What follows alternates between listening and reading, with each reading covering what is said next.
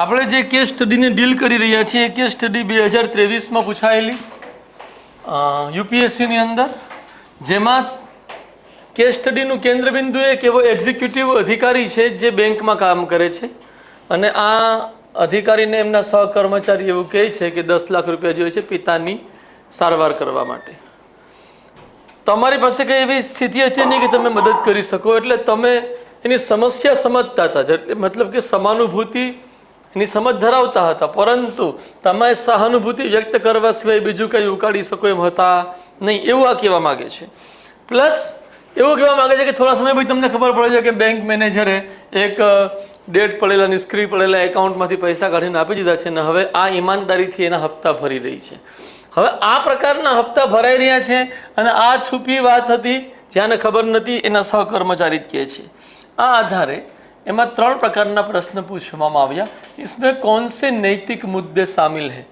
જ્યારે આપણને એવો પ્રશ્ન ઊભો થાય કે નૈતિક મુદ્દા સમાયેલા છે કે નહીં, તો તમારે ખુદને એવું વિચારવા માટેની દિશામાં આગળ લઈ જવાનું કે આમાં કયા કયા નૈતિક આદર્શો ધ્યાને રાખી અને દરેક નિર્ણય લેવાયા છે. ફોર એક્ઝામ્પલ, બેંક મેનેજરે કયા નૈતિક આદર્શ ધ્યાને રાખ્યો હશે? ફોર એક્ઝામ્પલ, હું કંઈ કરી શકું નથી એમ નથી તો મેં કયા નૈતિક આદર્શને ધ્યાને રાખ્યો હશે? અને એ તમામ મુદ્દાઓ, માની લો હું કંઈ કરી શકું એમ નથી, એને ખાલી સહાનુભૂતિ દર્શાવી શકું એમ છું, એ તમામ મુદ્દાઓને આપણે જ્યારે વિચારણામાં લઈએ તો એ નૈતિક મુદ્દા કહી શકાય, જેને આપણે ગુજરાતી ભાષામાં અંગ્રેજી ભાષામાં એથિકલ ઇસ્યુ કહેવામાં આવ્યું. હવે આમાં કયા નૈતિક મુદ્દા સામેલ છે એ પ્રશ્નના જવાબમાં મને 4-5 મહત્વની બાબતો લાગી. પહેલો મુદ્દો એ હતો કે બેંક મેનેજર દ્વારા નિષ્ક્રિય ખાતામાં રહેલી રકમનો પોતાના વિવેક મુજબ ઉપયોગ કરવો એ નિયમોનું ઉલ્લંઘન હતું, કારણ કે રિઝર્વ બેંકની માર્ગદર્શિકા પ્રમાણે કોઈ પણ બેંક આ રીતે કોઈ ખાતાની રકમનો ઉપયોગ અન્ય કોઈ ખાતેદાર કે કર્મચારી માટે કરી શકે નહીં. ધેટ મીન્સ કે નિયમનો આદર્શ તો અહીંયા તૂટી જ ગયો છે. બીજી વાત, મને જ્યારે બેંક મેનેજર દ્વારા કરવામાં આવેલા નિયમના ઉલ્લંઘનની માહિતી મળી એ પછી મારા મસ્તિષ્કમાં હું કોણ છું, ઓલો એક્ઝિક્યુટિવ, મસ્તિષ્કમાં એ પ્રશ્ન ઊભો થયો કે શું મારે આ વિષયમાં બેંકના ટોપ મેનેજમેન્ટને માહિતી આપવી જોઈએ? આપવામાં આવેલી રકમથી સહકર્મચારીના પિતાને જીવત દાન મળ્યું છે અને તેને ખરા સમયે મદદ મળી છે, તેથી સહકર્મચારી પૂરી ઈમાનદારીથી ધીરે ધીરે એ રકમ ચૂકવી રહી છે. આવી સ્થિતિમાં નિયમનું ઉલ્લંઘન ગણવું કે પછી માનવતાની સેવા માટે કરવામાં આવેલી એક પહેલ સમજવી, આ એક નૈતિક મૂંઝવણ, એથિકલ ડાયલેમા આવે. ત્રીજું, સહકર્મચારી સામે નૈતિક પ્રશ્ન એ છે કે તે કઈ રીતે ઉચિત સાધનોના માધ્યમથી પિતાનો ઈલાજ કરાવે. ચોથું, મારું પણ કર્તવ્ય છે કે હું એ સહકર્મચારીને મદદ કરું, પણ મારી પાસે તેમની જરૂરિયાત મુજબની મદદ કરવાની ક્ષમતા નથી. પાંચમું, સહકર્મચારી દ્વારા બેંક મેનેજર પાસેથી જે રીતે સહાય મેળવવામાં આવી એ વ્યવસાયિક નૈતિકતાનું પાલન કહી શકાય કે નહીં? શું એ એક પ્રકારે ઓર્ગેનાઇઝેશનલ એથિક્સમાં પણ આવશે કે નહીં આવે, યા પ્રોફેશનલ એથિક્સમાં આવશે કે નહીં આવે? તો આ 5 મુદ્દાઓ આપણે રજૂ કરી શકીએ. મારા ભાઈ બહેનો, તમે પણ રજૂ કર્યા હશે તમારી રીતે. તમારે શું સુધારા વધારા કરવા જોઈએ આમાં, એનો તમને એક નિશ્ચિત અંદાજો મળશે. બીજો પ્રશ્ન જે આપણી સામે હતો આ કેસ સ્ટડીમાં કે નૈતિકતા के नजरिए से बैंक मैनेजर के व्यवहार का मूल्यांकन कीजिए. Right, evaluate the behaviour of the bank manager from an ethical point of view. મેં આમાં એકદમ નેગેટિવ મૂલ્યાંકન કર્યું છે, જે કંઈક આ પ્રમાણે છે. એક રીતે બેંક મેનેજરે પોતાની સત્તાનો ઉપયોગ કરીને બેંકના સહકર્મચારી ઉપર આવેલા સંકટનું સમાધાન કર્યું છે અને ખરા સમયે પોતાના સહકર્મચારીની મદદ કરી છે. આવું હોવા છતાં બેંક મેનેજરનો વ્યવહાર નૈતિકતાની દ્રષ્ટિથી ઉચિત માની શકાય નહીં. ઉપર જણાવ્યું તેમ બેંક મેનેજર ઉપર આપણે જ્યારે નૈતિક મુદ્દા ડીલ કર્યા તેમ બેંક મેનેજર દ્વારા સ્પષ્ટપણે નિયમોનું ઉલ્લંઘન કરવામાં આવેલું. બેંક મેનેજરની નિયત કદાચ સારી હોઈ શકે, પરંતુ તેણે અપનાવેલા સાધનો અને પ્રક્રિયાને યોગ્ય ગણી શકાય નહીં. ત્રીજી બાબત, બેંક મેનેજરની આવી કાર્યવાહીથી એવી શંકા પણ ઉત્પન્ન થાય છે કે તેણે પહેલાં પણ આવી કોઈ નિયમ ચૂક કરી હોઈ શકે. પાંચમી વાત, બેંક મેનેજરનું આ પ્રકારનું કૃત્ય તેના પદ અને સત્તાના દુરુપયોગને પણ દર્શાવે છે કે જેના માટે તેમને જવાબદાર ઠરાવવો જોઈએ. આ મારું ઇવેલ્યુએશન છે એ માણસને લઈને. હવે इस हालत में आपकी प्रतिक्रिया क्या होगी? तो पहले बैंक में एक सीनियर एग्जीक्यूटिव होवाના આધારે આવી પરિસ્થિતિમાં હું બેંક પ્રત્યેના મારા કર્તવ્યની ઓળખ કરીશ અને એ કર્તવ્ય મુજબ જ મારી પ્રતિક્રિયા આપીશ. આપણે ધોરણ નૈતિક આદર્શ બનાવી લીધો, કર્તવ્ય મારું નૈતિક આદર્શ છે, રાઈટ. પછી બીજી વાત કે આ બાબતમાં મારું કર્તવ્ય શું છે એને મેં ડિફાઇન કર્યું છે કે આ બાબતમાં મારું કર્તવ્ય રહેશે કે બેંકમાં થઈ રહેલી કોઈ પણ પ્રકારની અનિયમિતતા અંગે બેંકના મેનેજમેન્ટને માહિતી આપું. આ આધારે હું બેંક મેનેજમેન્ટને સાચી વિગતો અને માહિતી રજૂ કરીશ. હવે મને બીક લાગશે કે તો પછી આ લોકોને ખબર પડી જશે, પછી આ લોકોને યાર દુશ્મની થઈ જશે, એ લોકો મારા જીવનમાં બાધા ઊભી કરશે. એ સંદર્ભમાં આ સાથે જ બેંક મેનેજમેન્ટને એવી વિનંતી કરીશ કે આ બાબતમાં વિસલ બ્લોઅર તરીકેના મારા અધિકારો અને મારી ગોપનીયતાને સુરક્ષિત રાખવામાં આવે.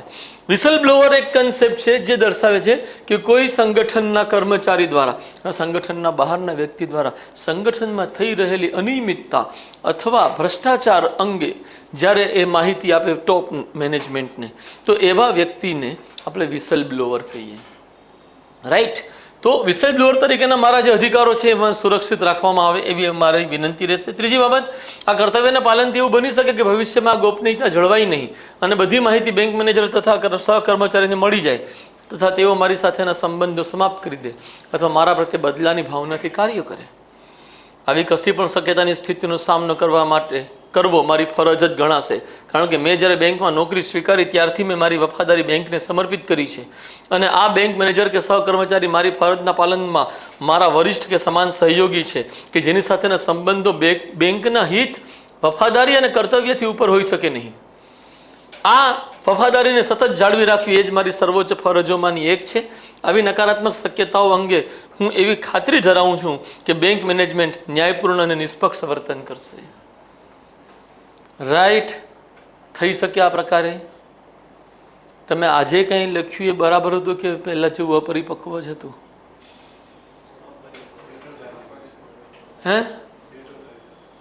કેટલાનું લાગે છે કે હજી પણ અપરિપક્વ જ છે? હાથું ચાલે, કોઈ વાંધો નહીં, લાગી શકે હજી પણ અપરિપક્વ છે.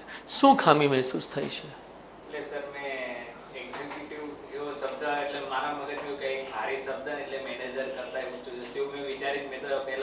બરાબર છે. અગેન જ્ઞાનાત્મક મહત્વનો મુદ્દો થઈ ગયો, હે ને? તો જ્ઞાનની કમીના કારણે આખી ધારણાઓ અલગ થઈ ગઈ. ચાલો, તમારે શું સમસ્યા આવી? તું વોર્નિંગ કઈ રીતના આપી શકતો? એનો ઉપરી થોડી છે. તું ફક્ત બેંક મેનેજરના સંદર્ભમાં ઉપર ફરિયાદ કરી શકે છે. એ મેં કર્યું. વોર્નિંગ ક્યારે તમે આપી શકો? એટલે તમે એવું કહેવા માગો છો કે આ વખતે તમે નિષ્ક્રિય ખાતાનો ઉપયોગ કર્યો, હવે આગલી વખતે નહીં કરતા, એવું તમે?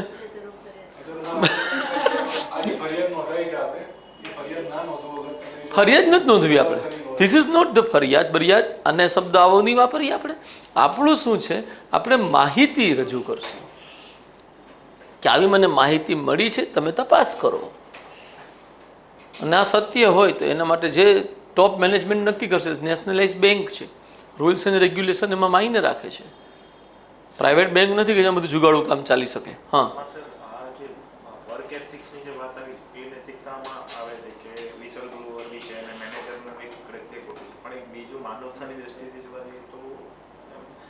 માનવતા જોવું એ બેંકના કર્મચારીના રૂપમાં તમારું કર્તવ્ય નહીં. હા, પર્સનલી જે કરવા માંગતા હતા, જે માટે સમર્થ નથી ના. અને એ પણ અલગ વાત થઈ ગઈ. પણ એક સંદર્ભ એ છે કે કોઈ પાપ અગર માનવતા માટે થઈ રહ્યું છે તો એ પાપ સ્વીકાર્ય છે? અહીંયા નૈતિક પ્રશ્ન ઊભો થાય.